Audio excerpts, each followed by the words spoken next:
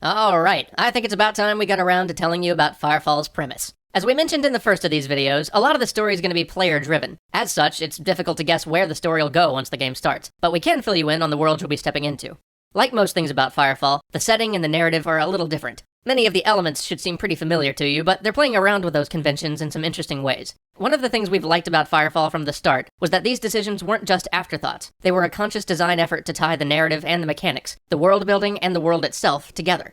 It's always nice to see a studio that doesn't do the typical thing of... Orcs and elves? Yep, works for me, let's get started. So let's talk about the setting. The place? Earth. The time? The intermediate future. It's a world that's been ravaged by two major calamities. Earth's population has been decimated, and then driven to the very edge of extinction. And yet, this isn't your usual grim future setting. Yes, it is an apocalypse, to be sure, but it's not the road or anything. Firefall asks the question, what if we dealt with a catastrophe of this scale rationally? Or at least as rationally as we were able to? What if society didn't devolve into backstabbing outlaw gangs and roving cannibals? What if things stayed as normal as possible in a world under siege?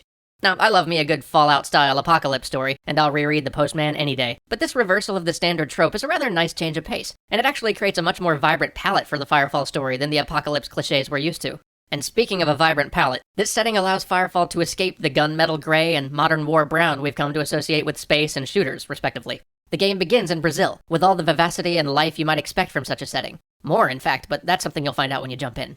Okay, so what about the story itself? You've seen some screenshots of people dashing around in powered armor, but why? What's going on in Firefall? Well, a lot more than we can cover in 3 minutes, and we wouldn't want to spoil the surprises anyway, but here's a quick summary.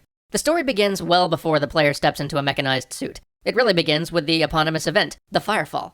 A few centuries from now, Earth is hit with a cataclysmic event, a meteor strike of unheard-of proportions. Much of the world's population is destroyed in the days of raining fire caused by an enormous meteorite breaking apart in the upper atmosphere and peppering the globe with its fragments. At first, it looks like this calamity is going to push man back into the Dark Ages, but then something miraculous is found amongst the ruins. Crystite. Turns out, the meteor was made of an alien mineral, a mineral which would come to be called crystite, which turned out to be an unimaginable energy source. An energy source which would dwarf anything found on Earth. This nearly unlimited energy causes a renaissance amongst the survivors of the Firefall. Manual labor is nearly eliminated. Manufacture is replaced by molecular printing. Humanity spreads out and starts to rebuild the ecosystem of the globe with advances in genetics and biology. And finally, man looks to the stars. We know crystite must have come from somewhere, and so we as a species begin to track it. Humanity is able to trace crystite's unique signature to a planet not too distant from Earth. We begin by sending ships there through conventional means, but even a nearby solar system is unimaginably far in human terms, so we decide to try something else, something a bit more bold, something truly in the spirit of this new renaissance. We try to move faster than light. The Arclight, the greatest ship ever constructed, a ship the size of cities, is built to make the first interstellar jump. It's powered by an incredible reserve of crystite, perhaps the highest concentration mankind's ever assembled. But as the jump begins, something goes horribly wrong. The ship itself starts to burn as parts of it are enveloped by a strange cloud. Wherever the Arclight was meant to go, and however it was meant to get there, it instead lets something from the other side through. The ship itself careens out of control, on a crash course straight towards Rio de Janeiro. In its final moments, Admiral Nostromo, the commanding officer on board, slams it into Fortaleza instead, in an attempt to minimize casualties. With the city of Fortaleza itself nearly destroyed, and the greatest effort of humanity sitting as a smoking wreck in the waters off the coast, humanity finds itself beset by a new, even greater tragedy. The strange gas that the Arclight brought with it begins to envelop the globe. All communication with areas it's subsumed are lost, and even local communication is disrupted. And this is where you pop in. The surviving Admiral Nostromo has declared martial law around Fortaleza. Strange creatures are coming out of the fog, now called the Melding, to attack what remains of Fortaleza. Right now, it seems like the massive reserves of crystite on the Arclight are somehow keeping the Melding at bay, but every day the attacks from the creatures pouring forth from the Melding get worse, and every day the fog rolls a little bit closer to town. No one's in full panic mode yet, but something's gotta be done.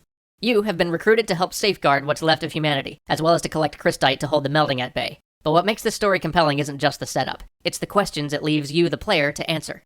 Is this the end of humanity? Are there other surviving towns out there? What is the Melding? And who are the strange beings that come out of this all-consuming fog? What is crystite? How does it function? Why isn't the Melding overrunning Fortaleza? Is there any way to drive the Melding back and restore Earth? And what exactly happened to the Arclight anyway? And where did the Firefall really come from? It's a story built around questions and mysteries for the player to unravel, and that participatory element makes it far more compelling. This is what makes it need a game to be told properly, rather than being better suited to a book. We've seen the story documents. It's all there, waiting to be unearthed by players living the narrative of this game.